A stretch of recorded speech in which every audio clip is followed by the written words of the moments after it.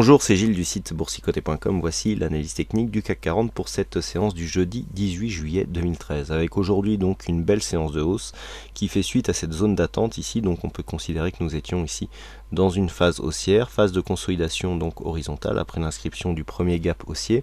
On a marqué un presque contact ici avec la moyenne mobile 20 exponentielle. Et puis hier je vous indiquais des petits signaux, alors sans grande conviction effectivement, sur cette bougie avec notamment cette ombre basse qui était assez développée et une remontée des volumes sur une séance haussière. Et bien ça s'est transformé aujourd'hui avec un appui donc sur cette zone des 3858,50 qui était déjà une zone de support déjà identifiée, donc une cassure de cette zone. On a bien, suite à une belle statistique, on est venu ici casser d'un seul coup. Nous étions en phase de test sur cette zone, et puis avec la statistique, eh bien les cours sont venus casser vraiment cette zone pour inscrire un mouvement de hausse. Donc on est bel et bien dans une cassure de résistance en bonne et due forme, et donc on continue ici sur ce mouvement haussier.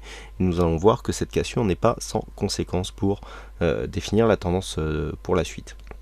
Du point de vue des indicateurs, donc nous avons un RSI qui continue à remonter, stochastique qui reste en zone de surachat, le MACD qui pour la deuxième fois invalide son signal de retournement à la baisse, et comme je vous l'indiquais tout à l'heure, eh bien nous confirmons une hausse des volumes sur les séances haussières, puisque nous venons nous inscrire dans une séance haussière avec des volumes légèrement supérieurs à la moyenne. Donc ça c'est plutôt bon signe, alors que nous avions une petite résurgence des séances haussières sur par rapport aux séances de baisse, depuis ici cette séance du 4 juillet où on avait eu des volumes supérieurs sur cette séance de hausse.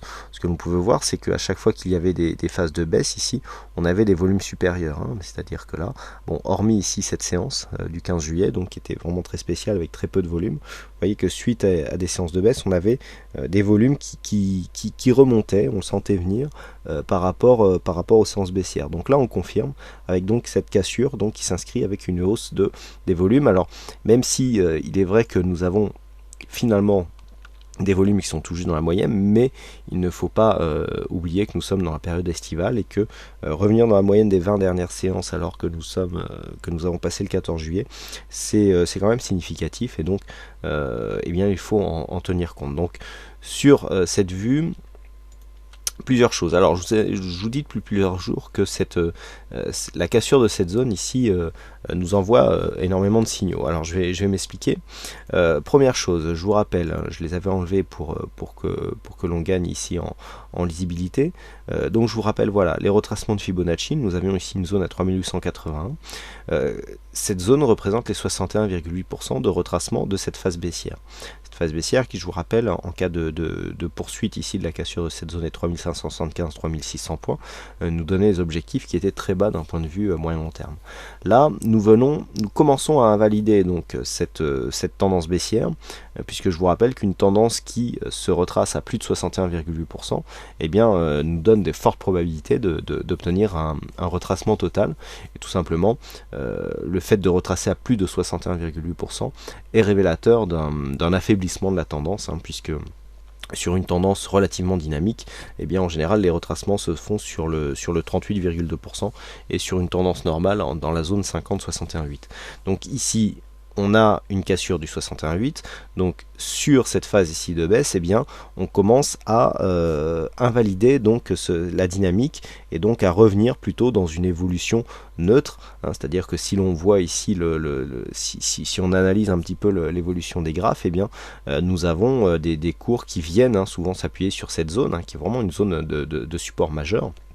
Et là, eh bien, on s'inscrit dans une tendance moyen terme, neutre, voire légèrement haussière, suivant des unités de temps sur lesquelles on se place. Maintenant, on retrace donc du point de vue des retracements de Fibonacci, ça c'est acté.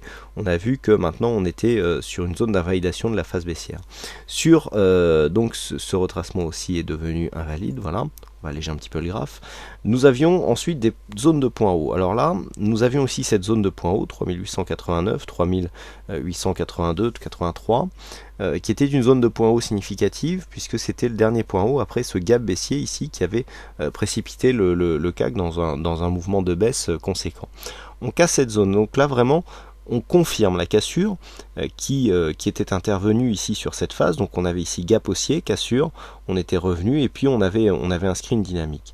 Là on casse cette zone de point haut, donc suite à la cassure on casse un plus haut significatif, ça c'est important, donc on valide le changement de tendance.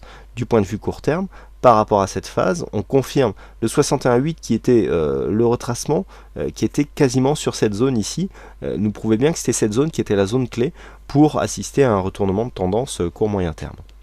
Donc là, le deuxième signal est fait, et donc maintenant, en objectif, nous avons cette zone de point haut qui se situe entre 4050 et 4080 points.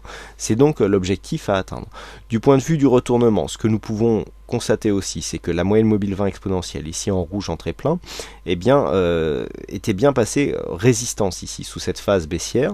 Là, on avait commencé à tenter une sortie.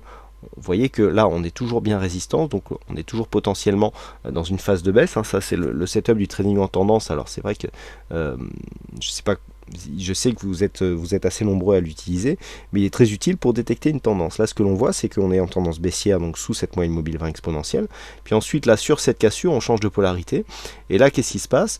Même si on n'a pas encore touché la bande de Bollinger supérieure, vous voyez on est venu marquer ici un point bas sur cette moyenne mobile, et hop on reprend une dynamique. Donc là clairement l'objectif maintenant pour retrouver une tendance haussière dynamique, eh bien c'est de rester dans ce trend et de venir tester ici cette bande de Bollinger supérieure. Donc c'est a priori ce qui devrait se passer dans les prochains jours.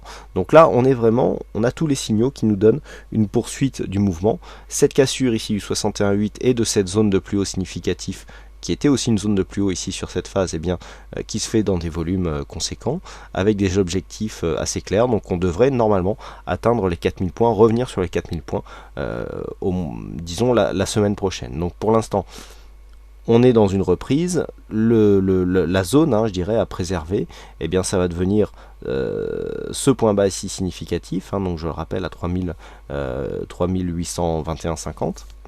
Et tant que nous resterons au-dessus, eh bien, la tendance sera positive et donc il y aura une cassure de dynamique. Alors sur ce support, on va observer ici si ce point bas est réellement significatif, mais a priori, il faudra repositionner ce support ici. Je vous rappelais qu'on n'avait que 2 points significatifs et donc que nous étions dans une attente de confirmation, mais a priori, il faudrait repositionner ce support pour que là, avoir ces 3 points significatifs, donc pour définir une tendance haussière.